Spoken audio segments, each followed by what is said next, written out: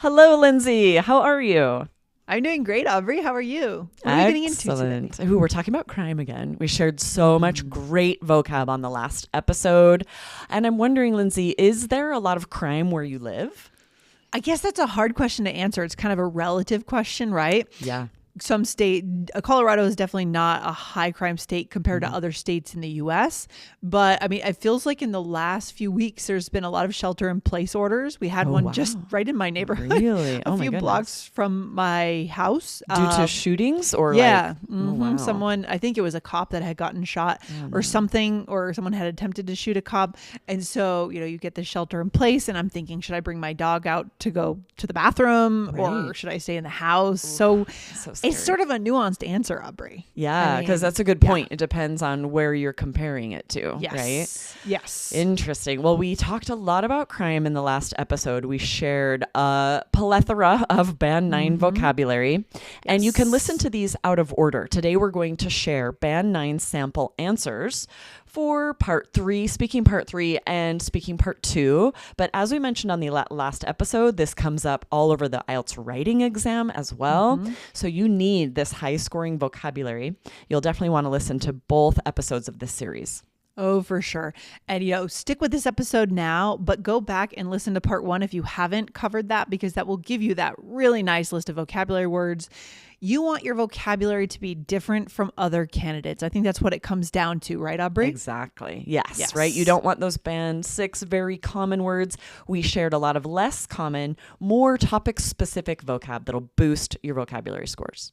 All right. So where are we starting the episode today? All right, we're going to dive in with some amazing part 3 answers. So you could ask me the first one, Lindsay. Okay. These are all about crime, but sort of different aspects of crime. And we are going to use some of the vocabulary from the last episode. From the last episode. So Aubrey, here is this as the first speaking part 3 question. Why do some people commit crimes? Well, in my opinion, crime is often linked to socioeconomic inequality and a lack of opportunities, particularly among young people. I think when individualized feel marginalized or unable to improve their situation legally, they may turn to crime as a last resort. That said, factors like peer pressure and substance abuse also play a significant role. So you covered a lot of bases here, Aubrey, right? So yeah, I liked some of the vocabulary I heard: socioeconomic inequality, lack of opportunities, marginalized, peer pressure. I mean, these are good words, really good phrases. Right? Yeah. Topic-specific vocabulary that you definitely know in your first language. But if you don't talk about crime a lot, which a lot of people don't, you may not know these terms in English. So this is vital that you learn this vocabulary and practice using them in sample answers. Yes. And think about, again, we said how important the thinking stage is for kind of prepping for IELTS. It doesn't seem like it would be, but this is when we're walking in the park and we're listening to a podcast. This is part of our prep. Maybe we turn the podcast off halfway through and we think, what do we think about reducing guns in X country, right? Right. Yes. Imagine what the IELTS examiner might ask you about that and practice answering that question. Yes. All right. All right, I'm ready Lindsay, for I'm one. going to ask you one here. Ready? Okay. Do you think punishment is an effective way to reduce crime? I think, well, in my opinion, punishment can definitely act as a deterrent, especially when sentences are proportionate and consistently enforced. That's really important. But at the same time, I don't think that doing just this is enough. So without having effective rehabilitation measures, many perpetrators can become repeat offenders, which makes it clear that addressing the root causes of the crime is just as important as actually enforcing the law after the crime takes place. That's what I think. Amazing. Great answer. So much vocab from our last episode. Deterrent is a Band 9 noun. So instead of saying, punishment can keep these crimes from happening, use this noun deterrent, which means something that prevents it, something that keeps it from happening. Yes. And then proportionate. This is a Band 9 word to say when sentences are proportionate. This means they're equal to what happened, right? The punishment fits the crime. Yes, love it. And then I also said rehabilitation is another thing I think I said. Did you write that down? Yeah. Yes, we learned that last week as well. So this is any efforts, anything that happens to help someone change their background, the possibilities, anything about their life that would help them not be repeat offenders. What other words did you hear, Aubrey? Yeah, and then perpetrator. Taught this last week. That is a band 9 word. That means someone who commits a crime. So of course you could say, many criminals or many people who commit crime. Those are band 6 options. Perpetrator will really boost your score. Yeah, and those are band 6 options because every other student that answers that question, they're going to choose those words. So you be the different one and get the 7 or higher, right? Yes, I could just see the examiner being so excited when you say a word like perpetrator. So like, yes, I could give them a higher score. Right. And it'll be very stark in the examiner's mind. Definitely. Because the 20 people before you said criminal, right? Exactly. All right. You want to ask me another one, Lindsay? Yeah. All right. Here we go. Should governments focus more on rehabilitation or punishment? Frankly, I believe a balanced approach is best. So while serious offenses require very harsh sentences to protect society, I think rehabilitation programs are more effective in reducing reoffending rates. So helping offenders develop skills and reintegrate into society is probably the best way to prevent them from becoming a habitual offender. Nice. Very thoughtful answer here. I like how you used the word while, right, to set up kind of a good transition phrase for the contrast. But today we're talking about vocabulary. So what I heard you use there is harsh sentences. You use the phrase rehabilitation programs and reoffending rates. That is a phrase that I don't think a lot of candidates are going to use on IELTS. No, right? These are band 9 phrases. And harsh, we taught lenient sentences and then the opposite, harsh sentences. So these both great vocab. And then also habitual offender, which might be a bonus phrase. I'm not sure we covered that last time. It means the same as like a repeat offender, someone who commits the same crime multiple times. Yeah. And I think even repeat offender could be pretty rare probably on the test, but habitual offender even better, right? Absolutely. All right. One more for you, Lindsay. Are you ready? Yeah. Is crime a bigger problem today than in the past? Ooh, good question. Well, I suppose it depends on how we measure it, to be honest. So in many places, petty crime has decreased due to better surveillance systems, while at the same time, white collar crime has become more widespread and harder to detect. So as a result, crime may feel more prevalent even if the overall rates haven't increased dramatically. Yeah. Ooh, great vocabulary there. And some bonuses. I'm not sure we covered petty crimes. So this is like burglaries, smaller crimes that, yes, good security systems, surveillance systems can often prevent or catch the offender. For sure. So we mentioned surveillance systems. And then I flipped over to talking about white collar crime, which is becoming more common. Right? Yes. And you had these great linking phrases like you mentioned in mine, while white collar crime has become more widespread. And then the really good transition phrase to start your final sentence here. As a result, crime may feel more prevalent. That's a band 9 word too. Instead of saying is increasing or feels more common, to say it's more prevalent. Yeah. Super crucial for speaking part 3. Right? Yes. This is not just a casual answer. This is a more academic, more thinking about society. So we need to be more organized in our word choice. And we do need these higher level transitions. Exactly. Right? Okay, Aubrey. So we are back from break. Where are we going now? All right. We're going to have you answer a part 2 answer, Lindsay. So as we mentioned in the last episode, this crime can come up all over the exam, right? IELTS speaking, definitely. Yeah. Writing task 2, definitely. And also speaking part 2. And this is where you have to speak for 2 minutes about something.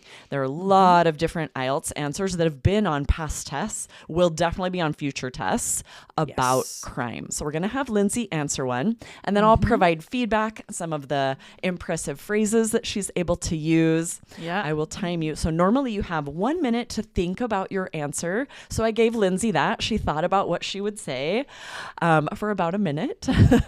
So I'll go ahead and time you. And remember, and for all of you out there listening, even though the instructions say you will speak about this for 1 to 2 minutes, don't let that fool you. You must speak for the entire 2 minutes to get the highest fluency scores. So don't stop until the examiner says thank you, and then you know the 2 minutes is up. And that's the important difference between this part of the episode versus the beginning is now my answer is going to be longer. Right. And I'm going to have to come up with quite a bit more than we did for the speaking part 3 answers, right? So you'll see a real difference here. Okay. Yes. Yeah. Awesome. All right. Ready? Yes. Describe a law you agree or disagree with. Oh, that is a fantastic question. And what I have to say here is I disagree with the Second Amendment, which is the right to bear arms. My views on this are quite extreme, actually. This has been in our Constitution since, I believe, the late 1700s for a very long time. And this was designed originally, I believe, for citizens to be able to protect themselves against their own government, is where I think it came from. But I think things have changed quite a bit. And this law I now vehemently disagree with. And I think that, we see a lot of children, frankly, losing their lives due to gun violence. I remember when Columbine happened, and living here in Colorado, I can see its effects because I know people that went to neighboring schools and could have been in Columbine, right? They were just right down the street. And so what we end up seeing is we need harsh sentences for people that do end up getting easy access to guns and going into schools and starting a school shooting or even just harming someone on the street. And sometimes this can be a result of substance abuse. Some people say it could be a result of people playing video games and losing contact with reality. But the thing I care about the most is that people are dying in the United States due to the Second Amendment. Therefore, I think that we need proportionate punishment. And I also think an even more controversial perspective about that, when a teenager commits this crime or even someone in their 20s, I personally think the parents should also be held responsible. What's happening is that guns are being left in the home, unlocked and available, and teenagers who might be struggling with certain aspects of their lives go and grab the gun and create a lot of damage. Thank you. Ooh, what a great answer, Lindsay. Very controversial. So one thing I want to point out first is it's really good to know that there's nothing in the scoring system that says the examiner needs to agree with your answer. So you can give a very controversial answer and not worry about whether the examiner agrees with you or not. You don't have to be very careful to say, I know you might not agree. I know others might not agree. It doesn't matter. The examiner is just listening for impressive vocabulary and your fluency. It doesn't matter if they agree or not. It will not affect your score. So I think that's the first interesting thing to note. That's a good point, Aubrey. And so knowing that it's okay to state a hot take on, because it is my take is really quite extreme on the liberal side. This is by far my most politically liberal issue. And I think that there's a lot of substance there because I feel strongly about it. So that's why I chose it, right? Yes, right. When you have to speak for 2 minutes for something like this, it's best to choose something you are passionate about, that you have something to say, that you have a strong opinion, if at all possible. Don't worry whether the examiner agrees with you or not.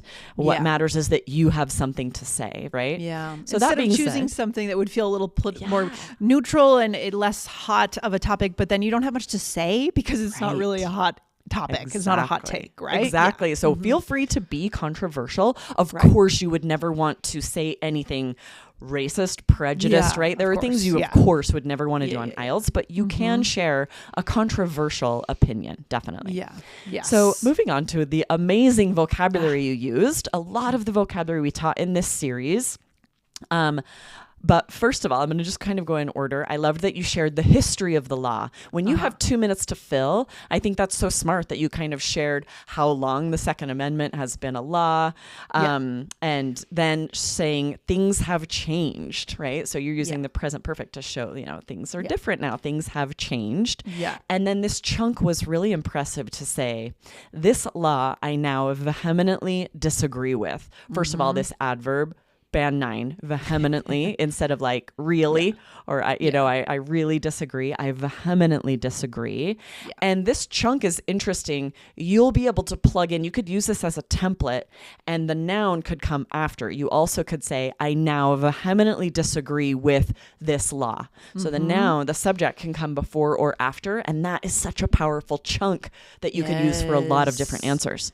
Yes, really good stuff. So adding in some additional vocabulary that we hadn't taught in the first part of this series, but also really good as a way to express your strong feelings, right, about something. Exactly. And then other vocab, you said harsh sentences, potentially a result of substance abuse. And I loved the way you did this listing where you said it could be a result of substance abuse. It could be a result of socioeconomic discrepancies, right? It was kind of sort of listing the possibilities. Yeah. Yep, exactly. And I want to go back to citing dates. Yes. It feels like, it would have been okay. And I don't know if my dates are correct. I hope they are.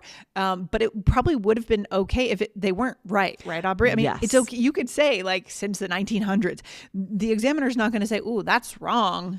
We're not checking facts Such here. A good point. Okay. The examiner doesn't care if your dates and your facts are accurate, and that has nothing to do with your score. Luckily, that's one bonus about IELTS is you can say things that aren't accurate or truthful. Doesn't matter as long as the grammar's right, the vocabulary is right. That's what matters. No one's fact checking you. The point is the language here, not the facts. This is not a history test, right? Absolutely. Good. And then lastly, you said proportionate punishment.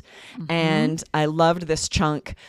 They should be held responsible, and saying, I think the parents should be held responsible. So to use this, you could, of course, use this in the active voice. I think we should hold them responsible, but you can also use the passive like this. It's a very high scoring phrase. They should be held responsible. Yes, love it. All right. And I could have packed in more vocab, but when we have so much substance, maybe we have stories to tell, which can come up in part 2 as well. There's a lot there. So just making sure we have a certain amount of vocab. And then this was the perfect amount, right? Okay. If you're trying to squeeze in every phrase that we taught, then it'll feel unnatural. It might feel disjointed. Your fluency score could go down. So you want to squeeze in the phrases that are perfect, but still have linking phrases, a good flow with what you're saying. So this was ideal. Band 9. Yeah. And I think it's also really important with a question and a potential answer forming in your head like this. It's like, whoa, I'm taking on a big thing here. Make sure you answer the question right away. So I saw myself getting really sidetracked. Let's talk about Sandy Hook. Let's talk about Columbine. And I may never have answered the question. So I made sure to start with one of the laws that I strongly disagree with or vehemently disagree with is the Second Amendment. And then I could move on to the Columbine thing. And, so such answer a good point. The question you have from to directly answer the question. Yes. And then you can go off on any tangent you want. Yes, exactly. Aubrey, what is the episode number for our first episode in this series? Yes, it was episode 1568. Scroll up if you missed it. It was called Crime on IELTS Part 1. Band 9 vocabulary. So yes, definitely listen to both episodes of this series and then practice answering your own questions and writing your own essays about crime. Excellent series. Will there be a part 3 in this series, Aubrey? Is there going to be a part 3? No, just part 1 and part 2. So 2-part series. And then beyond that, you got to practice because there is a good chance you could get either a speaking or writing question about crime. Really important episode series today. Aubrey, thanks for hanging out on the microphone. Guys, if you love this show, go ahead and hit the follow button now or hit subscribe if you're consuming this on YouTube. Yes. All right. Awesome. Yes. Thanks, Lindsay, for joining me with this series on crime. So useful. Talk soon, Aubrey. Take care. Bye. Bye.